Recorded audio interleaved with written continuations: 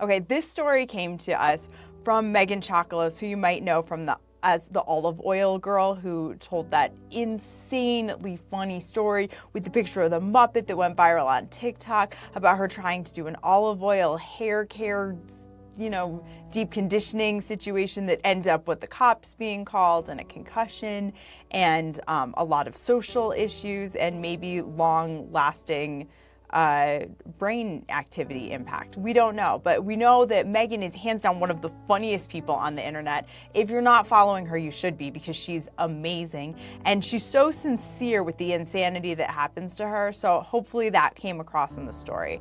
So this story is a teenage story, which, as you guys know, are my absolute favorites, because I think that the stuff that happens to us while we're teenagers obviously, scars us for the rest of our lives, but in a funny way. Whereas all the other times in our life where our brain development is, we're scarred and maybe it's not that humorous. So without further ado, I would like to tell you a story about Megan being invited to her first co-ed sleepover. If I knew the name of the story off the top of my head, I would tell it to you. Oh, it's called Nightmare on Elm Street. Who would have thought of that?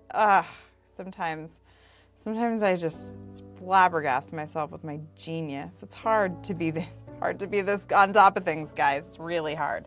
All right, so I'm not sure when you listen to us or how you listen to us. If you're laying in bed and it's maybe midnight and you tried to go to bed at 10:30 because that was your New Year's resolution, but you can't, so you're gonna pop in some headphones. Instead of getting on stupid Instagram and feeling awful about the world, you're just gonna put in your headphones. You're gonna chill out and you're gonna listen to somebody who did something dumber than whatever you did today, survived, and now we can laugh about it. So sit back, relax, and enjoy Nightmare on Elm Street by Anxiety Addicts Bedtime Stories. The incident in question took place the year Megan realized she was funny. Her loud Greek family had known this for years. Megan, however, was a few beats late catching up to the rest of the team.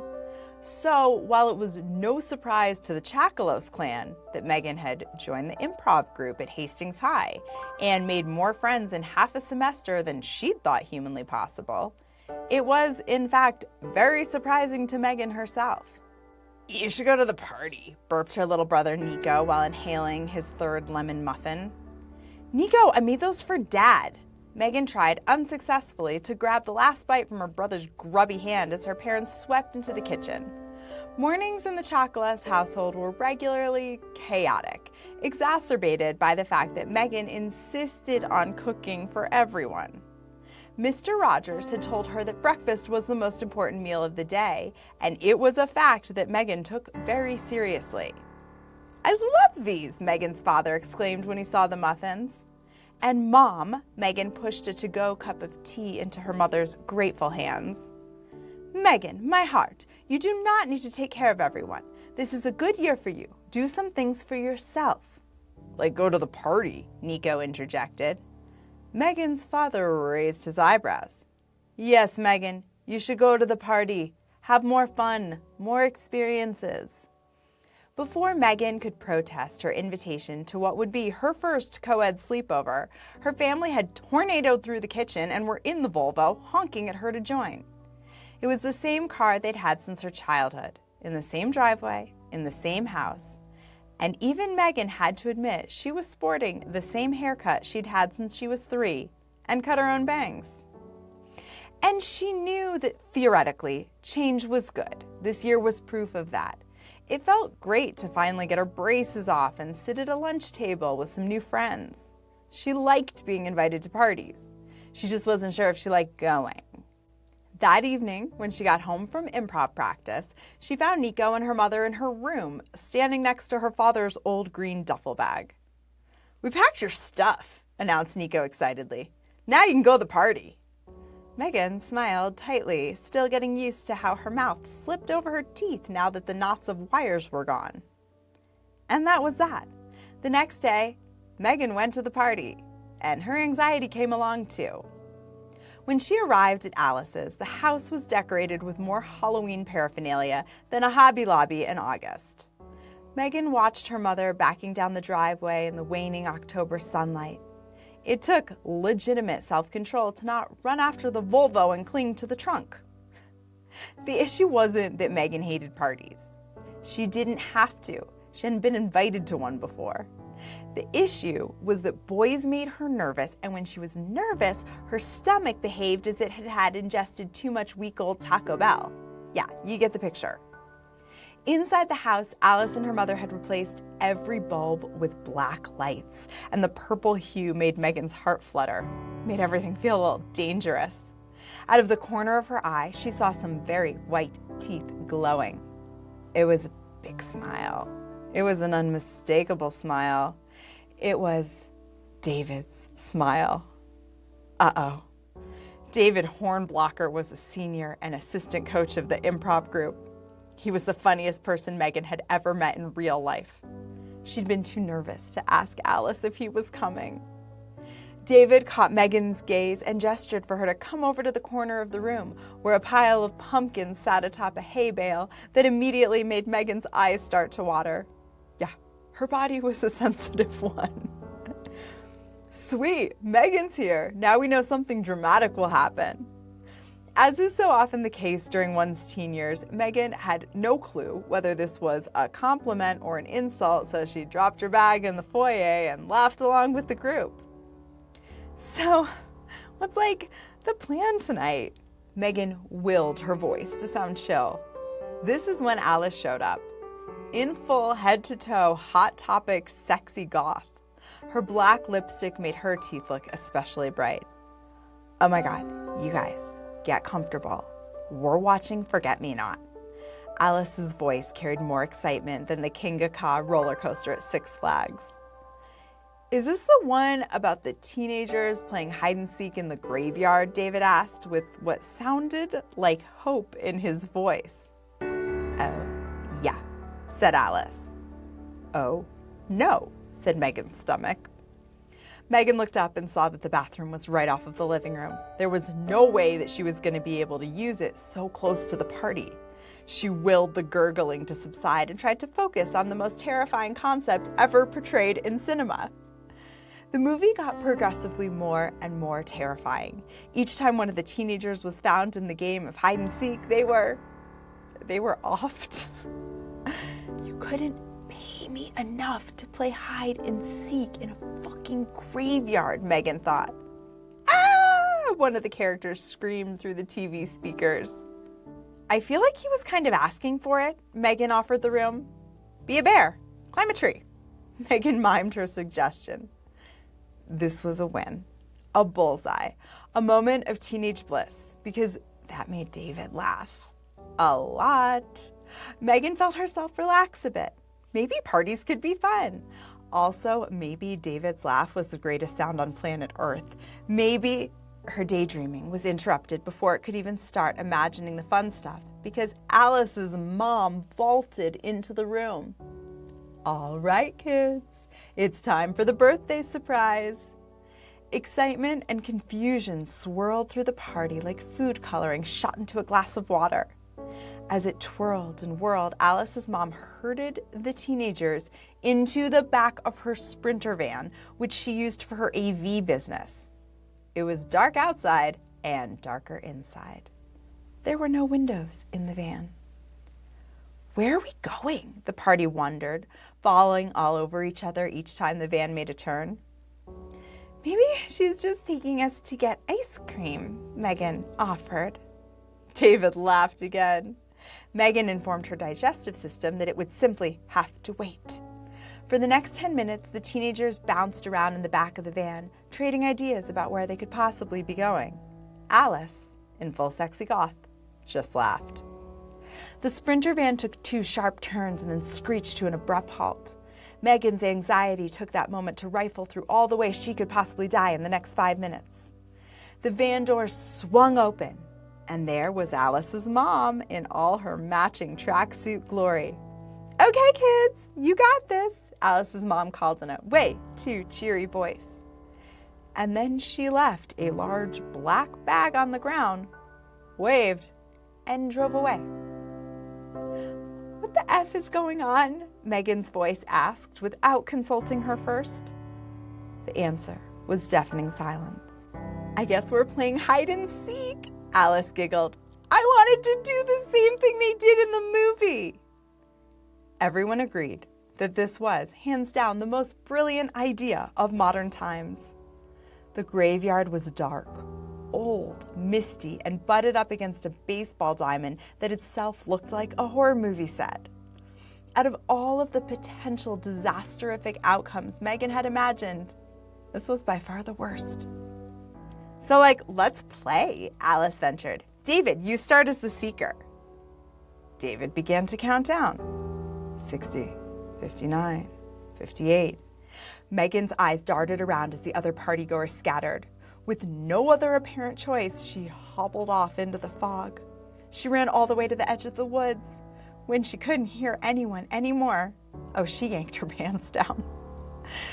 It wasn't even a relief. It was something more primal, like her body was performing an exorcism.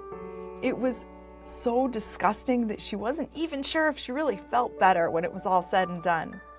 The smell was like a wall of death. And that's saying a lot when you're in a graveyard. It was this horrific moment that forced her to grasp her current reality. She was with 11 15-year-olds. They were playing hide and seek in a graveyard, a fucking graveyard, at night on Halloween. Why? Because Alice, with her perfect hair and ADHD and overactive imagination, had wanted to replicate a movie where the same thing happened. With murder. Maybe this is my out, Megan thought. I just won't let anyone find me. Final girls don't get tagged it. It didn't matter if this logic made sense. There in the pitch black, the only thing that made sense to her was to climb a tree. So she looked up and climbed the closest one. From up there, she saw something. Flashlights in the distance, bobbling through the fog. The seekers. Alice's mom might have dropped them off in the middle of a graveyard at night, but she had remembered flashlights in that black bag. Awesome. Priorities. Megan heard yelling. Either they were looking for her or they were just really leaning into the whole insane situation. She stayed in the tree, pressed against the trunk. The smell hovered below like a steaming pile of deadly ooze. Then she heard a sound that, earlier in the night, had made her heart race, her stomach flip, and her face flush like she was back in freshman sex ed. It was David's voice. But he wasn't laughing at her jokes now. He was talking to one of the other guys. Dude, it smells like shit. Megan clung to the tree as if there were some magic possibility of disappearing. She didn't move. She barely breathed. Even the fog seemed to pause to listen. They continued on. She was just about to start inhaling again when she saw blue and red lights flashing on the other side of the graveyard, lighting up the tombstones like a haunted arcade. The flashlight bearers appeared to be running. Her phone in her jacket pocket dinged. Balancing on the tree branch, she managed to fish it out. One word lit up the screen. Cops! Suddenly, the group chat roared to life. The text rallied all 11 pieces of teenage bait to the baseball field on the other side of the trees. Alice's mom was allegedly on her way. The texts kept coming, one after the other. The vibration in her pocket was so constant and jarring that she lost her balance. This is when, adding insult to literal injury, Megan fell out of the tree. She hit the ground hard enough to knock the wind out of her. She dry heaved twice, then staggered to her feet and started to run. She was the last person to make it to the baseball field. The blue and red lights were getting closer and closer, strobing off the metal bleachers. Megan couldn't handle any more excitement. Get down, Alice Yell whispered as they all threw themselves onto the dirt of the baseball diamond. The cops rounded the corner in slow motion, headlights sweeping across the field, and then drove right by without noticing the kids. The collective sigh of relief could have blown over a floral arrangement. My mom is coming, Alice called, and the group erupted, breathlessly recounting their brief graveyard adventures. Who had thought the cops had actually seen them, what they would have said if they'd been caught, and which one of them would have 100% cried. Megan did not want to be near anyone. She was sweaty, filthy, bruised, and a gastrointestinal crime scene. She picked up an abandoned baseball, trying to focus on absolutely anything else. She spun it in her hands, letting the rough stitching dig into her fingers. A prop, a distraction, anything that wasn't her own humiliation. Alice spotted her. Megan, I didn't know where you were. Throw it here. Sure, Megan said, because what else was there to say? No, my soul has left my body. She got ready to throw. Out of the corner of her eye, she saw David watching, hands in the pockets of his hoodie like every cute boy in every teen movie poster ever made. For one fragile moment, she wasn't thinking about how much fluid she'd lost or that she'd sweated through her entire outfit or the giant bruise that was blooming on her hip or that she could not honestly confirm where the poop had ended up. All she could think about was her arm. She had to throw this ball well. David already thought she was funny, and since no one had found her, she was apparently fucking awesome at graveyard hide and seek. If she could prove she was also a good thrower, this could be her rom-com montage moment. The thoughts made her anxious. But her arm did something else, something impressive. In any other scenario, something flawless. The ball flew through the air like it has its own wings. It was easily the best throw of her life. Even David was impressed. She couldn't see his face clearly, but she could feel the shift in the universe. What she could also feel was that Alice hadn't moved. Why hasn't Alice moved? Megan blamed it on being dirty and sweaty and having evaded both literal and social death more than once that evening, but the warning jammed up in her throat. It was dark, it was misty, and Alice didn't see the ball until it sailed right between her hands and smacked her dead center in the forehead with a sickeningly cinematic thwack. Then, because the night apparently one more item on its "This Will Haunt You Forever" list, Megan watched her friend and birthday girl and fucking graveyard host collapse into the baseball diamond dirt like someone had just cut her strings. Panic exploded. Everyone was sure Alice was alive, but then also not very sure. Alice was the first one found, one teenage conspiracy theorist screamed. Of course she's out. The freakout was biblical. The prophecy fulfilled.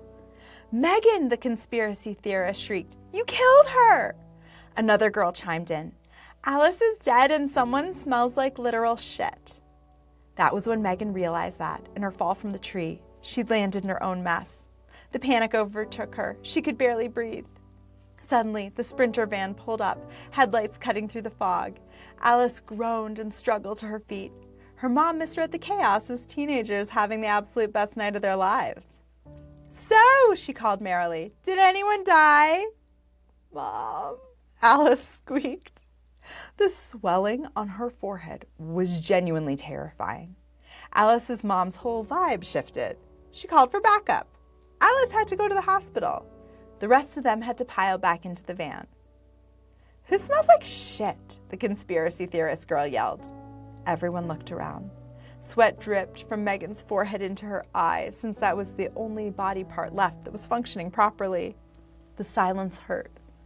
Suddenly, it broke. In a surreal second, Megan knew that she would remember for the rest of her life, or at least until college. Oh, it's me, said David confidently. I think I stepped in deer poop.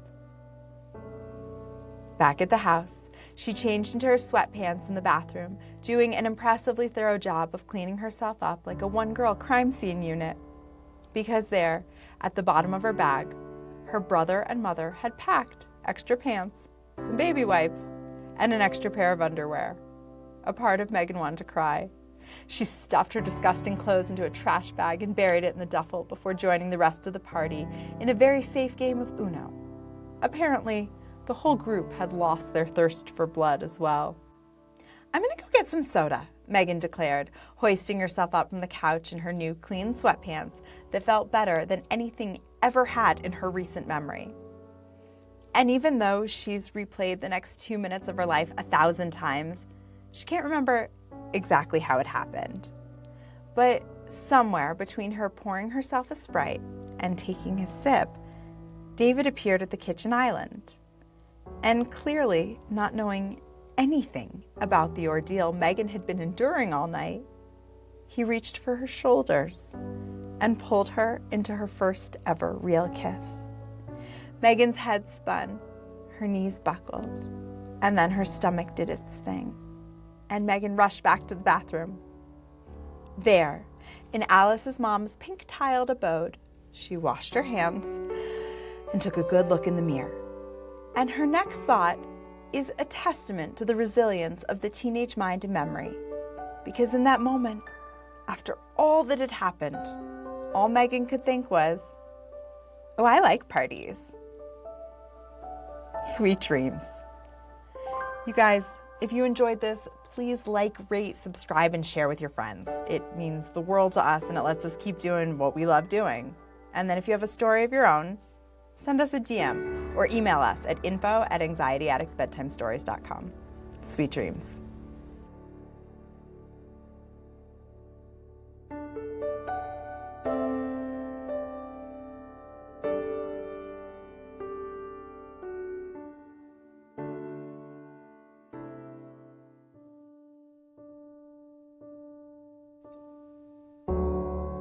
Thanks for listening to Anxiety Addicts Bedtime Stories.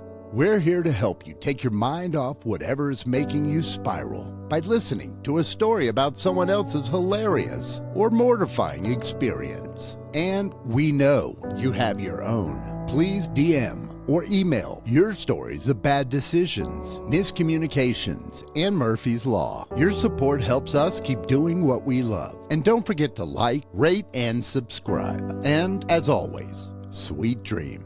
This episode was written and recorded by Joe Newman with editing and sound design by Morgan Walsh.